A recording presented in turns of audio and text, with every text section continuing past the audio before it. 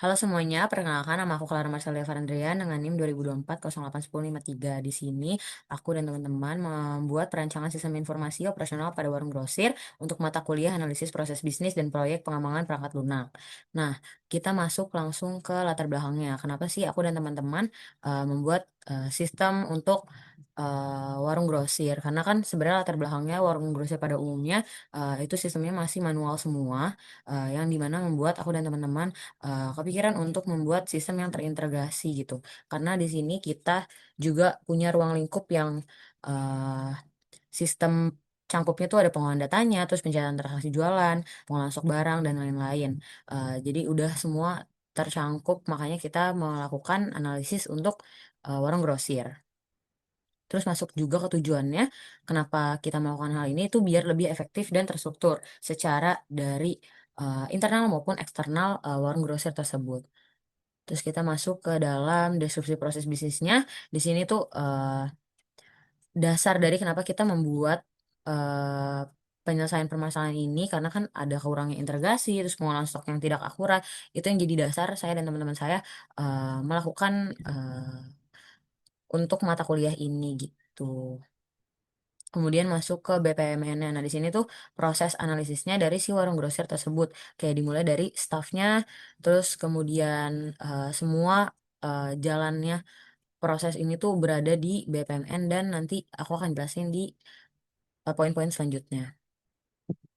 Nah, ini perbedaan proses bisnis lama dan barunya, kayak dari pengolahan data barangnya, terus pengecekan stok, pelaporan stok habis, pembuatan PO, hingga ke retur barang, atau bahkan ke transaksi jual beli dari warung grosir tersebut gitu.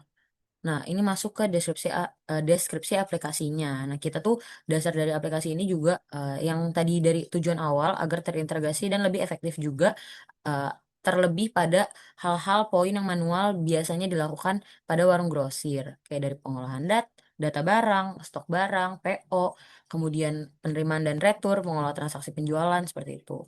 Nah, ini masuk ke use case-nya atau diagram-diagram yang kita buat. Di sini ada tiga aktor, ada staff, manager, dan supplier, di mana semua masing-masing aktor ini punya perannya masing-masing, dari mengelola data barang, mengelola purchase order, penerimaan dan retur barang, hingga ke transaksi penjualan. Nah, di sini ada spesifikasinya dari aktornya, misalkan triggernya, eh, si manajer memilih menu data barang, terus preconditionnya, post conditionnya, terus sistemnya nanti akan menampilkan apa, itu semua kita jelasin di spesifikasi tabelnya. Dari semua use case tadi itu kita spesifikasiin lagi. Jadi apa yang terjadi kalau si use case tersebut dijalankan kayak gitu. Kemudian masuk ke dalam activity diagramnya. Nah, ini lebih dirinciin lagi. Kayak misalkan di pengelola data barang, ini tuh kan perannya dari si manajer. Kayak tadi manajer memilih menunya apa, terus menampilkan apa. Kemudian ada di bagian sistemnya, menambahkan, mengubah, atau menghapus data barang. Kalau misalkan datanya valid, itu akan disimpan datanya yang terbaru. Nah, misalkan tidak, itu akan menampilkan pesan kesalahan. Hingga misalkan datanya berhasil, akan menampilkan notifikasi berhasil. Kemudian di mengelola purchase order ini ada staff dan manajer, karena hingga supplier, karena ini menyangkut internal dan eksternal. Dari staffnya melaporkan stoknya ke manajer, kemudian manajer membuat laporannya hingga membuat PO tersebut untuk ke supplier. Kemudian kalau supplier menyetujui PO-nya, itu akan dikonfirmasi penerimaan, kemudian pesanannya diantar, dan lalu pokoknya mengubah status PO-nya tuh menjadi dikirim. Sedangkan kalau tidak, itu ya prosesnya ditolak gitu.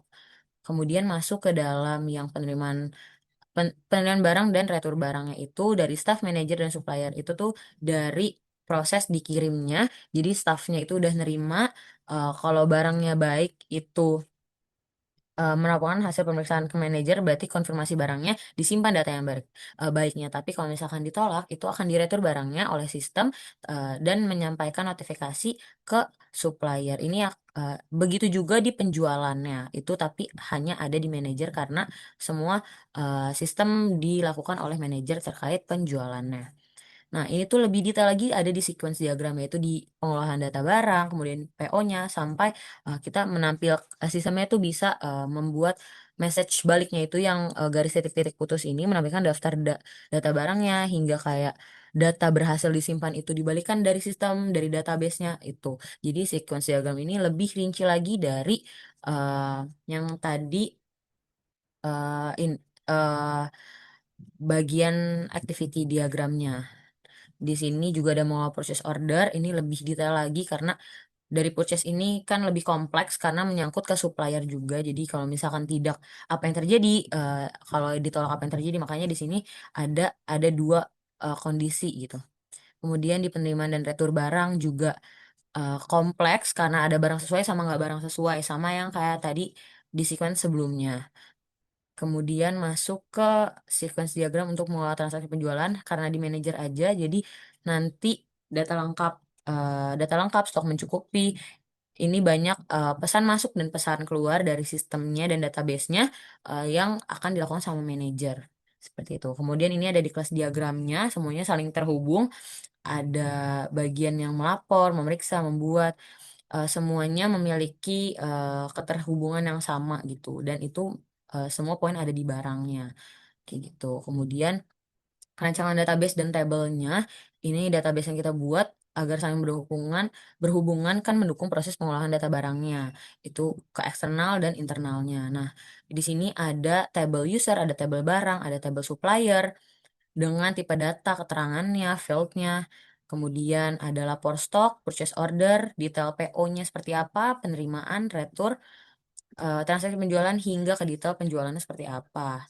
Ini untuk di database-nya kita menggunakan tipe datanya, fieldnya apa, dan keterangan-keterangannya. Nah, ini adalah rancangan antarmuka dari database dan aplikasi dari kelompok kami yang sudah kami buat. Di sini sudah didetailkan satu-satu dari bentuk tampilan seperti apa awalnya, kalau dashboardnya manajer seperti apa, tambah barangnya di bagian manajer, hingga ke ini di staffnya seperti apa, tampilannya karena berbeda dan memiliki perannya masing-masing, hingga di bagian supplier, karena supplier memiliki portal sendiri di mana untuk supplier menolak, menerima, terus penerimaan notifikasi, penolakan, konfirmasi pengiriman hingga konfirmasi retur barang. Nah, ini supplier juga masuk ke dalam sistem ini tapi di luar dari portal yang sudah disediakan khusus untuk staff dan manajernya. Nah, sebenarnya itu aja untuk sistem operasional dari warung grosir tersebut. Selanjutnya aku akan jelasin untuk demo aplikasinya. Kita pilih role, coba di manager dulu, kemudian masukin password. Kemudian di sini ada tampilan dari dashboard manajernya. Kita masuk ke data barang terlebih dahulu, terus laporan stok, penerimaan barang, retur barang, transaksi penjualan. Nah, kita coba di tambah barang. Misalkan di sini kita mau nambah barang namanya bihun. Kemudian kita masukin harga di 5.000, masukin juga jumlah stoknya yaitu 70, kemudian kita simpan, lalu terdapat notifikasi. Kita coba ke editnya, di edit kita ubah stoknya jadi 60, kita update, kemudian dapat notifikasi lagi. Nah, kemudian kita coba ke transaksi penjualan, kita tambah transaksi.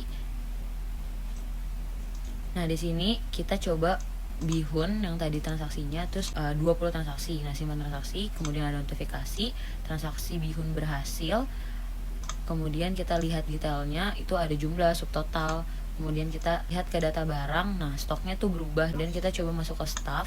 Di staff kita masukin passwordnya juga, kita login. Nah, tampilan staff seperti ini, ada barangnya, barang habis, laporan, dan lain-lain. Ada telur, ada tisu, ada bihun. Nah, stok menipis itu dilaporkan bihunnya dari ini bisa staff nanti ngelaporin ke manajer.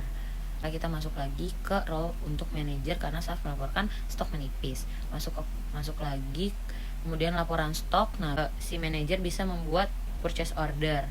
Tapi kita coba buat purchase order di yang bihun tadi. Misalkan kita supaya mau di PT Berkah Jaya, kemudian jumlah 80, baru kita simpan PO, lalu ada notifikasinya lagi.